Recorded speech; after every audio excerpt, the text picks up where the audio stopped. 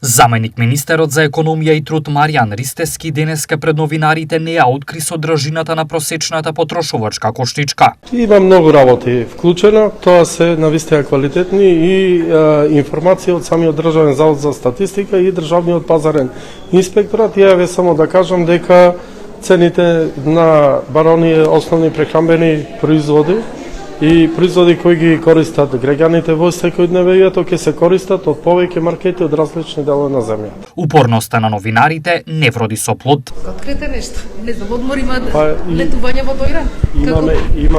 Имаме време да ги откријаме овие работи.